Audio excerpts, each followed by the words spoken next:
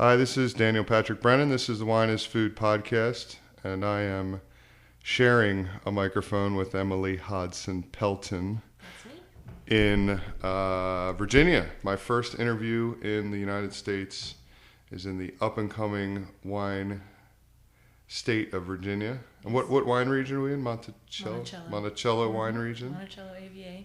And we're at Veritas Wines, which I was very happy to see there were signs on the interstate for Veritas Wines. Yes. So I suddenly got a little nervous. I was like, wait a second, it's a pretty important interview. This is probably the first one where they've had highway signs, off it. But then, of course, I'm in the U.S., so things are different now. We like to signpost everything. That's right. We're very proud of the fact that we actually just got Monticello AVA signs even, so that you know when you're coming in and out of each AVA in Virginia, which was so it's all over the state now. Too. So I met you last year at the Wine Bloggers Conference in Charlottesville. Mm-hmm. And I kind of met you really quick, and obviously the whole thing was really hectic. It was a lot of fun. I think it was a great thing for Virginia wine, but I know I wanted to talk to you a lot more. Well, first, just tell me a little bit about your start for your family. This is a family business, Sure. right? Yes, it is. It's myself, my mom and my dad, and my aunt and my uncle, and my sister and my brother. So it's a family concern, as they say. Yep. We started back in '99. That's when my parents bought the farm, quote unquote. And I was traveling when they called and said they bought a farm in Virginia. I grew up in Florida. Okay. So a farm in Virginia was a pretty big stretch for us, especially with acreage, because in Florida everybody's on their little postage stamp, And What part of Florida was it? North Florida, Jacksonville, Florida. Okay. Is where I spent most of my life before this. And I can remember my parents calling me and saying, we've bought this farm in Virginia and we've decided we're going to retire and grow grapes and open a winery. And I remember to this day hanging up the phone and saying, oh, that's great. My parents are having their midlife crisis. Yeah. But I I slept on it, and by the next day I knew that I wanted to be part of their story. Mm-hmm. I didn't actually want to be a winemaker or a grape grower or anything like that. I just wanted to be kind of on the founding level of it, help them get it started. And it also helped that I was in the middle of doing a master's in infectious diseases, and I wasn't really thrilled with my direction in life. Mm-hmm. I loved studying it. I loved epidemiology. I loved disease and disease control, but the actual field work, which is where I was at the time, I was out in the field, wasn't for me. And where was that at? I was in Southeast Asia in Nepal. Yeah. And I take everything to heart too much, and so every story was my story. Yeah, it was gonna kill me. Yeah. So when they said that they were starting with this new venture, I thought, well, this may be not my out, but my time to just take a break, take a step back, and decide if this is something that I want to come back to. And so, little did you know winemaking would eventually kill you. Yeah, no, and winemaking will kill me as well, but in a good way probably. Yeah. So I decided to come over and work with them for 1 year. And in the interim, I got to know the winemaking community, and I did a few internships, and really fell in love with what was the industry, and not necessarily just the romantic side of like, wouldn't it be great to be a winemaker? It was really the other side. It was the people that are in the industry are just out of this world. And then the mixture of art and science, which I know sounds a little bit, people say that a lot, but it really is true. There's a lot of science behind, sort of the epidemiology of yeast and bacteria and where they come from, and so it was a really good fit for me without people dying. So. Yeah. So 1 year became 2 years became 3, and I decided if I was going to continue to work with my parents, I needed to get a ticket or a degree of some sort in what I was doing. So I went to Virginia Tech and I got my master's in enology. That's pretty convenient that was right up the road. It was sort of up the road, but I really had wanted to go to California for it. It was kind of I've always visited California. I've always loved California. I sort of saw it as an excuse to spend some time in California. But at the end of the day, when I looked at the whole list, or your pros and your cons. The out-of-state tuition in California was so much. You're preaching to the choir. That's why I ended up in New Zealand. Yeah, and there were so many more people involved, so it felt less intimate. And then Virginia Tech, it was a very small program, which at first was scary for me, but then by the end of it was actually a really positive thing for me, because I got to know everybody around me. I think, like sort of outside the box, I wouldn't have known when I got into it, but I mean, there's enough of Zoecklin's papers out there and some of the other stuff going on there that we read all that stuff going through school I went to. So, and plenty of Davis and Bordeaux stuff as well, probably more, but still totally legitimate. And I wouldn't have realized that until I got into it myself, that how important what was going on or what is going on at Virginia Tech. So that's pretty. Yeah, that was very cool. Good, and it was also just nice to get to know my peers around me by studying. And basically at Tech, it's more of an assistantship.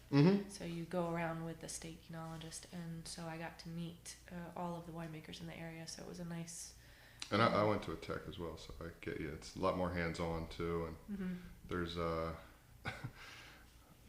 little. We always joke around about the Davis students when they come to New Zealand. We're like, yeah, so this is a pump. You turn it on this way, I'm sure I'll hear some crap or some shit for saying that, because I'll be interviewing some Davis students probably in a month or so, that are friends of mine. But it's we got to give them some shit for something, you know what I mean? So, yeah, and on both sides of that too. Even in Virginia, getting a degree from Tech. A lot of people ask me, is this something I really need to do? Do I have to go to school? And I always tell people, what I learned at Tech or in my degree really was the sort of the backbone of analysis and understanding the science behind wine. If you want to learn how to make wine, just go work somewhere. Yeah. They'll teach you how to make wine and how to run a pump. And I've had that conversation recently that there was so many. Because the school I was going to, we were getting kids like out of high school. This sounds cool. I want to go do it. And there was only a few that ended up making it all the way through. But I had more respect for the ones that stopped and said, wait, maybe I should go work a vintage or two before I realize if I want to do this. Yeah, because it is an interesting profession. And I think people do romanticize it so much. Yeah. That when you're out there and you're getting stung by wasps and you're covered in drippy juice and 90% of what you do is cleaning. And you really have to do that. You really have to like it. Otherwise, it's not romantic at all. Yeah, it sort of weeds out people. Fast. So getting back to Veritas Wines. Yes. So you were part of the start of the founding, and certainly it was pieces at a time. Obviously, this is a beautiful facility, first of all, and I want to say also, as soon as it's pretty amazing. I was in DC like early this morning. I left DC and I was feeling very cosmopolitan and feeling walking the streets. I was on like R Street right off of Logan Circle and feeling like I was out last night and yesterday at some restaurants and then it was like all of a sudden I'm in God's country driving around the hills, and it was like almost as soon as you get off of 95 it's beautiful out here, and then pulling up the driveway here again after I saw all the road signs, you guys have a beautiful property here. Was the vineyard sites, are they all here, or are there some other spots, or is it basically all around here? All of our vineyard is here. We have one more vineyard that's about 30 miles west that we lease. Okay. It's not owned by us, but we do lease it. But for the most part, everything is here. And I have about 30 acres planted here, and then another 18 over in Ivy. And I don't know if you saw as you drove in. There's a little clearing. Yeah, it looks like some more coming up there. I have another 30 acres going in there, which I'm really excited about. When we bought the property back in the late 90s, early 2000, we planted kind of what was accessible, knowing that we also had that hilltop that was kind of, for lack of a better word, perfect for grape growing, but was going to require clearing and experience, and we felt like it was just too big of a chunk to deal with as newbies, as novices. Mm-hmm. So we planted sort of what was already cleared. It was a horse farm before. We planted, sort of 10 acres in our first year, and then 17 in our second, and just kind of kept adding on. And was it I've noticed on the website there's a lot of blends, so was it always a mix then, or did you guys say, we're going to start off with this grape? And yeah, we met with a lot of consultants. Chris Hill definitely gave us a lot of input, and we had some ideas of our own about what we really wanted. For example, Sauvignon Blanc, I knew no matter what anybody told me I wanted to plant, just because if I could make it, I wanted to. And then we got recommendations. For example, Viognier and Petit Verdot were recommended to us. I can't say I knew a whole lot about it before I planted it, but they were recommended for the region. And basically what we did is we put a little bit of everything in every spot. And what I mean by that is our lower fields, I have Chardonnay, Merlot, Cab Franc, Petit Verdot, all down at kind of 900 feet. And then all those vineyards on your left as you come in that are up on the slope. I did the same thing again. So I've got sort of Chardonnay at the bottom and Merlot at the top and Viognier around the side. And then I have a top meadow that you can't see from here that's about 1,100 feet, where I have the same thing. Well, that's where my Sauvignon Blanc is. But then I also have some Chardonnay, some Merlot, some Cab Franc. The thinking there was that these were all distinct microclimates, and we weren't sure what was going to do well where, so we diversified even on the property. And pretty heavy soils everywhere, or is it a real mix? Or from what I just saw from pulling that hill off there, I saw it looked like a little bit of clay, or a little bit of that up there. We have a lot of clay down here. And a heavier clay down here. Very rich soils. That's one of the things that we fight here in Virginia is our vigor, our rich soils, our deep soils. So the lower vineyards have very, very rich soils. And as you get up to my top meadow, it's better. It's much more sort of shaly, rotten rock, but still loam based. But then the top I can't even wait to get into.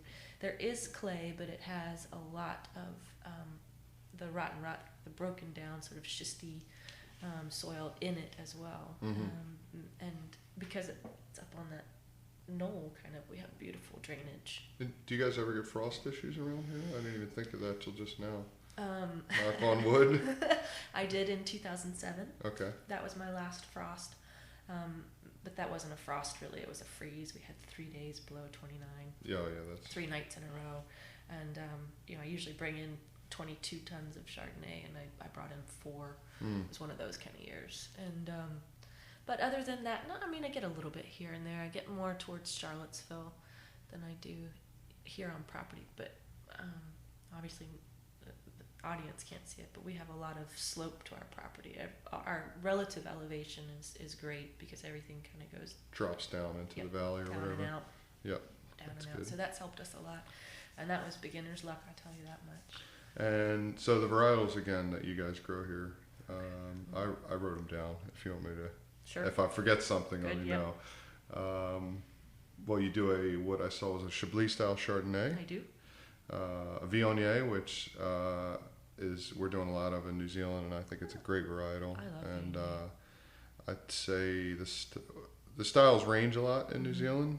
We do anything from the really oily, rich ones to some of the crisper, dry ones, and probably much like Virginia, we're still finding our way with new varietals and what we think the style should be, and the clones. And we're sort of going through the same thing with Pinot Gris right now, where you might find all over the place. Really simple blah, not really good ones, to amazing, really rich. Some of the really good ones are even crisp and quite dry, more Pinot Grigio style. And so anyway, sorry, back to There's so much you can do with Viognier is just a cool varietal, and I think it's a really interesting food wine, and we'll get to my food question in a minute. But and then I saw you have the White Star, which has a varietal in it I'm not familiar with, but it has Viognier, Chardonnay, and Traminette. Okay, so what's Traminette? Traminette is a hybrid between Gewurz and Sayez. It's very aromatic. It's very, very similar to a Gewurz, but more floral, rose petal, in its aromatics.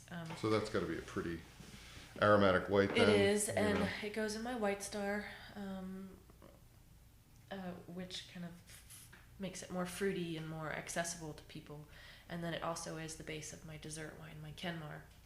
But we literally put the Treminette in.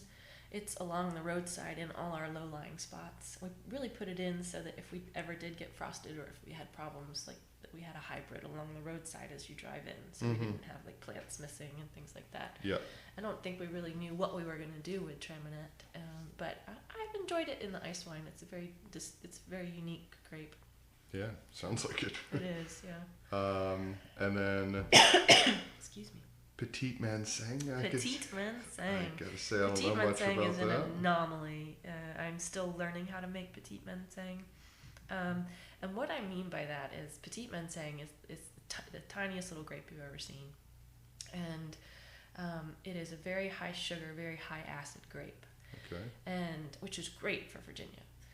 Because one of my hardships is that I lose acid so rapidly.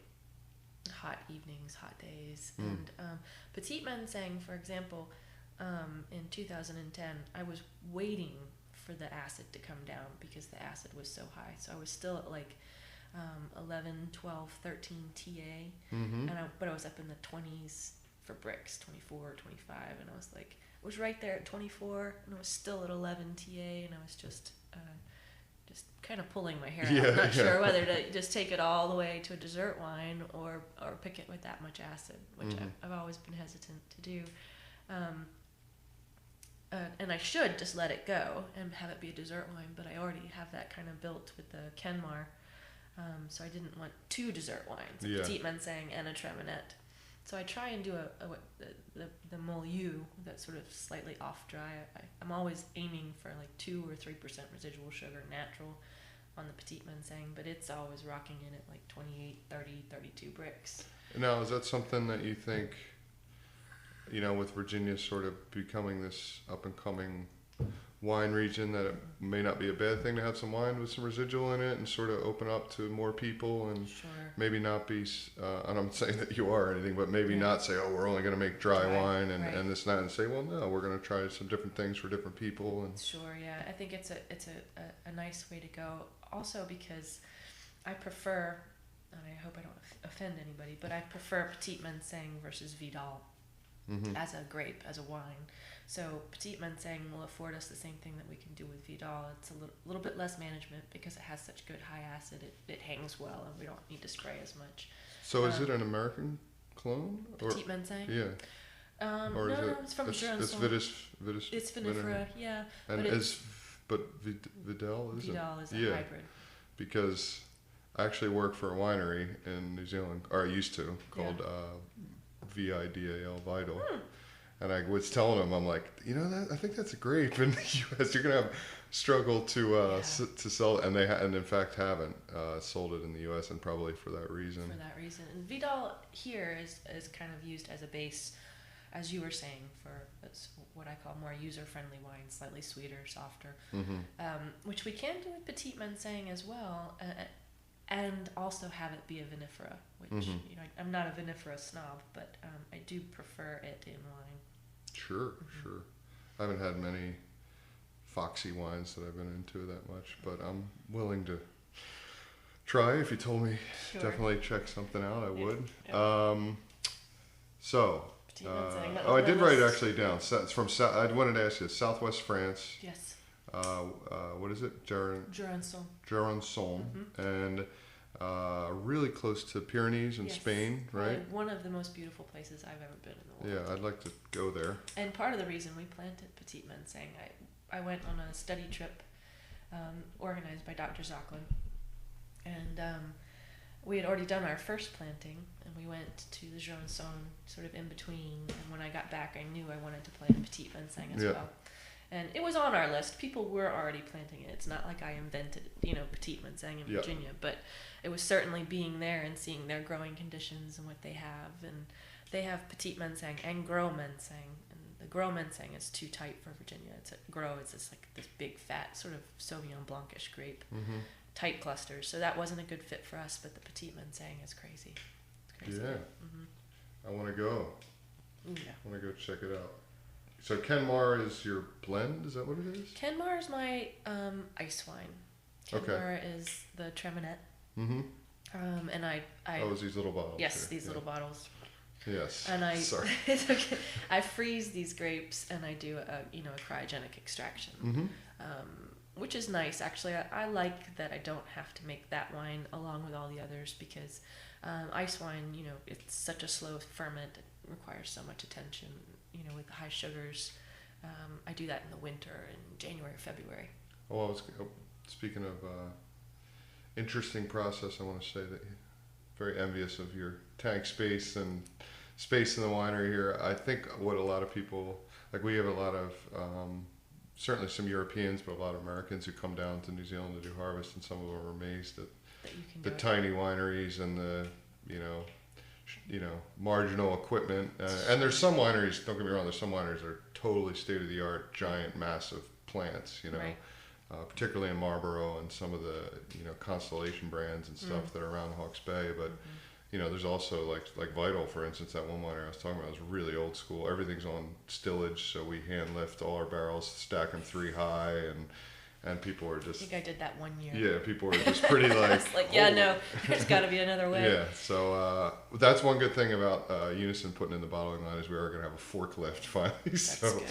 well, not everything will be on stillage, but our underground cellar will still be. So, but Right. it, keeps you in check, keeps you It's funny. fit. I think no matter what you have, you always, for example, I feel really tight here. Yeah. So I'm like, I keep saying, I wish I had a bottling tank, or I wish I had, a 6,000 gallon tank, or, no matter what improvement I make, I've always got the next one, like in the back of my head. You always go into another winery and you're like, oh, this is pretty cool. I want one of those. I'm definitely gonna do that. So I guess that's progress, though. What do they say? If you're not growing or changing, then you're dying. And that's where we are here. I don't know if you saw as you walked in that first barn was my original winery. Oh, okay. So I made wine in that building for 2 or 3 years. Then we built this part, which is the tasting room is upstairs. And I made wine in this facility for probably another 3 or 4 years. And then we built that facility, which has the event space above. And that's where I am currently. So that was 3 phases. So we're just about to start phase 4. I think, as I was telling you before, phase 4 has got us all kind of stumbling. Yeah, you're sort of waiting to... I think we know too much now for the next growth phase. I think it's, paralysis of the analysis. Yeah. Before we were like, oh, we need a few more let's just tanks. do it. Yeah. Cool. So then your reds are... Well, I have Cab Franc, Merlot, Chamborin. Is that how you say it? Chamberson. Okay. That's another hybrid. Can't read my own handwriting. But let's talk about Cab Franc. That's kind of what the red grape of Virginia that everybody sort of... It sure is. And Cabernet Franc does very well in Virginia because it has a slightly looser cluster, so it's not as rot prone. But then it's coming in a little bit earlier than, say, Cab Sauv or some of the other, more classic Bordeaux reds. Yeah, so let me explain this to the listeners out there. Today is a mild day in Virginia. Yes. It's probably about in the 80s today or something. But the humidity is here. Yeah. It's not going away. It's here all summer. Yeah. I certainly am. I don't know how you guys do suffocating. it. I don't know how you. I mean, not only I come back home to the Philadelphia area, and it's very humid there as well. And after working in Napa in New Zealand, it's dry. Yeah. Napa, I think, is extremely ideal and a great place to grow grapes. New Zealand, we have some other issues that we have to deal with, but humidity is not usually one. I mean, we're usually fighting the season, the length of our season, if anything. But we have too much water. Yeah, period. I'm just like, whoa. Humidity. How do you guys do it? It's in the humidity. It's in the rains, late season rains. We have pretty dialed down spray programs now to where we can really ripen grapes well without the disease pressure we used to have 15 years ago. But that said, what's really fun about Virginia is because we have these challenges, we really are finding varietals that suit us, like us specifically. And Viognier does so well here because of that open cluster, that thick skin. We can, it doesn't really care so much about the humidity and the heat. And Cab Franc was in there. Cab Franc is pretty solid year in and year out. Petit Verdot also. I'm probably falling more in love with Petit Verdot than Cabernet Franc. A really thick skin, a later ripener, but doesn't have to ripen as long as Cabernet Sauvignon. And it eliminates a lot of that greenness, and you can get rid of the greenness sooner, even though you're less mature.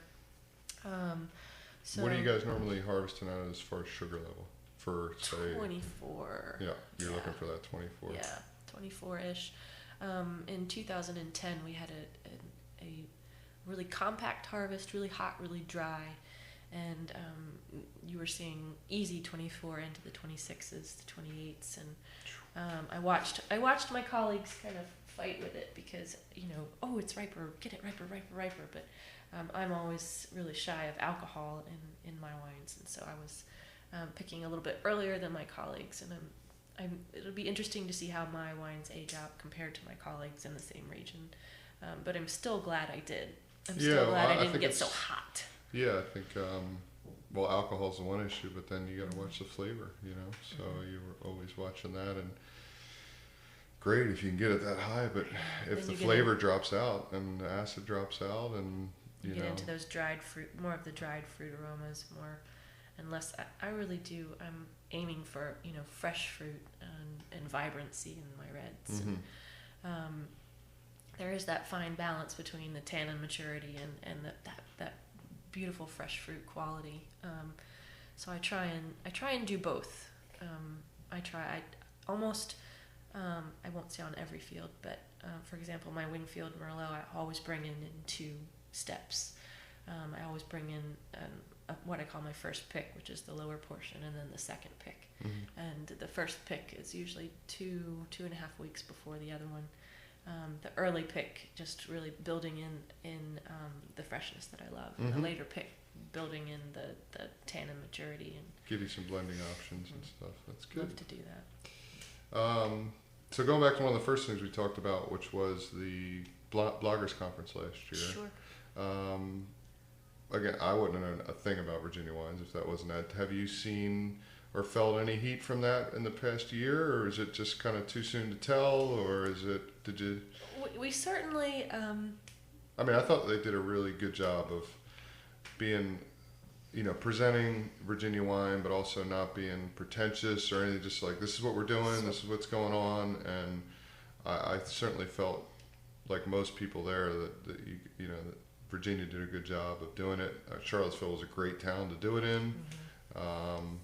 And the Omni was a cool hotel. It was, yeah. But I mean, everything was great. It was really good, and I was pleasantly surprised, and it's kind of why I'm here, because I'm interested in what's happening down here. And I went back to New Zealand and California saying, they're going to blow by New York soon enough, and it's going to be tough to pass, Oregon and Washington as far as production or international and national awareness of what you guys are doing here. But it's certainly on its way, and with DC not far away. I mean, I mentioned you guys to a couple friends in DC, and they knew Veritas and stuff, so that's good. And maybe it is just the street signs on 64, but no, I think one girl I talked to had the wines, and she liked them and everything. So certainly getting up and around, and this is like a fun time to be a part of the Virginia wine industry, kind of the founding member of the world, and it just feels like, as you were saying with the bloggers conference, that had really good energy and pushed us forward. Totally. And it just feels like it's one thing after another, even, with our local politics, even, the governor of Virginia is very supportive of what we're doing, and it's really built a lot of brand awareness of Virginia wines, and has really upped the ante, as they say, for distribution and awareness of Virginia and Virginia wines and go local, and so that kind of built in as well. So we've just got this positive spin that just doesn't seem to. And do you guys sell Veritas mostly in Virginia, but do you do a bit in DC, or what would you say is sort of your distribution Mostly in channel? Virginia. I think we're doing just about 80% still, which surprises me. About 80% out of the tasting room, just right here. 20% in distribution, all in Virginia. That's really. great. Yeah. I mean, hey, if you could sell it locally, do it. We'd like to sell more in DC. It's a great Yeah. market, but it's a very difficult market. Oh yeah, sure. It is. Trust me, I know. It's just, I think it's more politics and legality more than anything. Yeah. It's hard to get in, it's hard to get out. Yeah. So. Yeah, and I think, well, you got to sort of find those restaurants and people that are willing to take a chance and support and try something different. And I'm sure they're out there, but it's the distributors and everybody else that are, well, somebody who's, hopefully people start breaking through and realize it, but I think it'll happen. It's the never-ending sort of price point / yeah. accessibility. And, you know, we're also so new that a lot of us aren't making enough wine to support some of these larger distribution channels. You start getting into it, and yeah, it can be tough, and yeah, people don't realize how expensive it can be to grow wine. So that's probably why you're selling a lot of it out of your tasting room, because they come here, they appreciate the place and the effort that you guys are doing, and they say, yeah, I'm going to spend a couple more bucks for a good product and you know, something that I want to enjoy to support locally. But when you start going around the big cities and stuff, it can be tougher, because they're saying, well, I just want just another bottle. $8 of Just bottle another of this bottle or on the something. shelf. So what I love about when people actually come to visit, and we have a lot of, you know, agritourism, so that's nice as well. But when people visit a winery, I think they really do realize that we grow wine. Yeah. We're not just, it's not a production facility. We don't have a formula. You know, it's not a Coca-Cola plant. We're not just turning stuff out. We're actually, and you can see it, we're growing it. It's right there. We have acres and acres and acres of it. And I think that's when people start to realize that the extra dollars is valid, and especially from a local producer and a family winery. You know, they love the story, they love the backstory, they love to say, oh, well, the last time I was there, the grapes were just turning, you know, and so it's a neat thing to be a part of. Well, I mean, I think I mentioned New York earlier. I'm hearing a little more, because my parents live in New Jersey, a little more about New Jersey wines, and they went through a bunch of law changes there and everything too. But I think Virginia is, from what I can tell so far, the best wine on the east, certainly east of the Mississippi. I had some Missouri wine. But anyway, I think so. You know, at least at that level, we can maybe get competitive with, I don't know, is there anything like that right now where they do, you know, I always hear about, New Zealand's Gilligrau is going to do something against Bordeaux or something like that. Maybe they should start like informally, New Jersey and New York versus Virginia, and blind tastings and stuff like that. And I think that competitive type of stuff could be really good. So Absolutely. maybe it's something we need to put together. We have our there's an Eastern Seaboard wine competition, which is, I guess, one of the avenues where we all on the East Coast compete, but for the most part, no, we don't have anything, you know, like New York versus Virginia. We've never done anything like that. So they're scared, I'm telling you. Well, cool. We just did 30 minutes or 33 minutes. I think that's probably a good start. All right. We so it's veritaswines.com, VERITAS wines.com, but I'll have that up on wineisfood.posterous.com, and you'll be able to get through that through iTunes. Is there anything else you want to mention or say? Or I do want to come back next year again and check in with you guys. Maybe you'll have some more construction and be pulling your hair out, and you won't want to talk to me. And, or but at least hopefully some new vineyard I could show you. Yeah. But what I'd like to do is get some pictures from you and maybe get some stuff to put up on the site. Anything that we can get more information out, and hopefully, like I said, come back and talk to you again with 2 microphones. I hope you guys heard us all right this time, but I think it'll turn out fine. And if it doesn't, we can do it Sunday too. But we'll it should be good. And thank you. for doing it. Thanks for spending the time. Yeah, and we'll